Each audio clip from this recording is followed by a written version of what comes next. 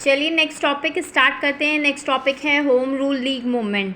ये home rule league movement जो है ये आयरलैंड से आया था और इंडियन होम रूल लीग जो है वो इंस्पायर्ड है Irish home rule league movement से। ये मतलब कि आयरलैंड में भी ब्रिटिश गवर्नमेंट जो थी वो वहाँ पे आयरलैंड पे भी रूल कर रही थी, तो आयरलैंड के जो लोग थे वो वहाँ पे सेल्फ गवर्नमेंट चाहते थे ब्रिटिश गवर्नमेंट से। तो 1886 में Irish home rule league bill introduce हुआ ब्रिटिश पार्लियामेंट में, मगर उसे रिजेक्ट कर दिया गया था। मगर 1920 में Irish home rule league bill pass हो गया, तो इसीलिए कनेक्शन है इसका। Irish home rule league movement का कनेक्शन है इंडियन होम रूल लीग से। और इन दोनों के बीच में कनेक्टर के तौर पे कौन है? एनी बेसेंट है। एनी बेसेंट एक आयरिश लेडी थी जो 1893 में इंडिया आई थी, मगर वो होम रूल लीग मूवमेंट को लेकर के इंडिया नहीं आई थी, वो थियोसॉफिकल सोसाइटी के लिए इंडिया आई थी। थियोसॉफिकल का मीनिंग होता है थियो मीन्स गॉड और sophia means wisdom, to attain wisdom in order to realise the godhood. Theosophical society का जो इंडिया में हेडक्वार्टर था वो मद्रास में था। और एनी बेसेंट ने थियोसॉफिकल सोसाइटी में वर्क करना स्टार्ट किया था और उसके बाद उन्होंने इंडिया में रह करके काफ़ी दिन वर्क किया, जिसकी वजह से उनकी फ़ैन फॉलोइंग जो थी वो काफ़ी बढ़ गई थी। एनी बेसेंट ने इंडिया में रहते हुए 2 न्यूज़पेपर भी स्टार्ट किए थे। एक का नाम था कॉमनवेल्थ और दूसरे का नाम था न्यू इंडिया।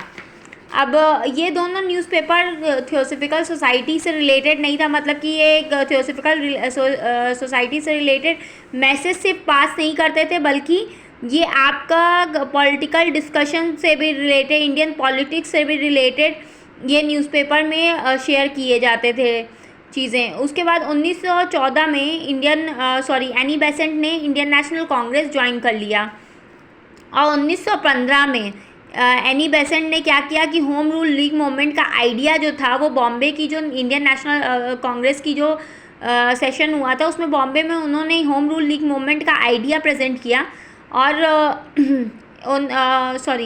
प्रेजेंट किया। मगर क्या हुआ कि 1915 का ये सेशन जो था ये इसलिए भी इम्पॉर्टेंट था क्योंकि यहाँ पे मॉडरेट और एक्सट्रीमिस्ट जो कि सूरत सेशन में अलग अलग हो गए थे वो यहाँ पे रीयूनाइटेड हुए थे। ठीक है, एनी बेसेंट ने इसमें ये अल्टीमेटम भी दे दिया था इंडियन नेशनल कांग्रेस को कि सितंबर 1916 तक का टाइम है आप लोगों के पास, अगर आप लोग home rule league movement start करना चाहते हैं, अदरवाइज़ मैं सितंबर 1916 के बाद separately home rule league movement start कर दूँगी। वहाँ पे ये बात उनकी बाल गंगाधर तिलक जी भी सुन रहे थे एनी बेसेंट की, तो उन्होंने क्या किया, उन्होंने सितंबर 1916 तक का वेट नहीं किया, उन्होंने अप्रैल में ही 1916 में बॉम्बे में home rule league movement start कर दिया। अब यहाँ उसके बाद सितंबर 1916 तक इंडियन नेशनल कांग्रेस का कोई भी मैसेज नहीं मिला, तो एनी बेसेंट ने भी separately home rule league movement start कर दिया। अब 2 home rule league movement start थे, एक बाल गंगाधर तिलक ने स्टार्ट किया था अप्रैल 1916 में और दूसरा एनी बेसेंट ने स्टार्ट किया था सितंबर 1916 में। तो बाल गंगाधर तिलक ने ब्रांचेस ओपन की थी महाराष्ट्र, बेरार, सेंट्रल प्रोविंस, करनाल में 6 ब्रांचेस करीबन बाल गंगाधर तिलक जी ने ओपन की थी और एनी बेसेंट ने 200 ब्रांचेस करीबन ओपन की थी ऑल ओवर इंडिया में।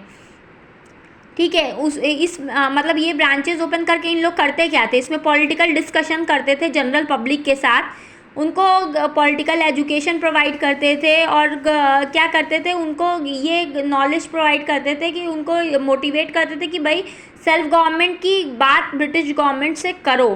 ठीक है, इंडियन नेशनल कांग्रेस ने भी एनी बेसेंट को के home rule league movement join कर लिया था, जैसे कि जवाहरलाल नेहरू ने ब्रांचेस ओपन किए थे इलाहाबाद में, जिन्ना जी ने ब्रांचेस ओपन किए थे बॉम्बे में।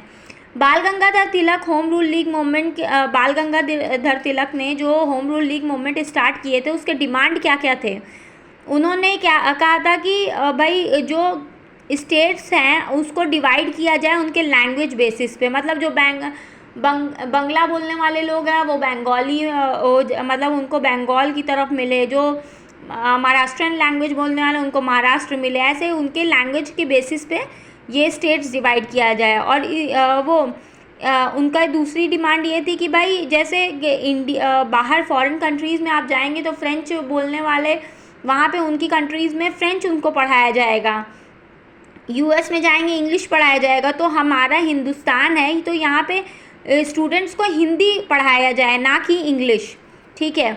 उसके बाद 1916 में ब्रिटिश गवर्नमेंट ने बाल गंगाधर तिलक को भाई सेंड कर दिया शो कॉज नोटिस। इससे पहले भी बाल गंगाधर तिलक जेल जा चुके थे, शो कॉज नोटिस सेंड कर दिया। और नवंबर 1916 में ब्रिटिश गवर्नमेंट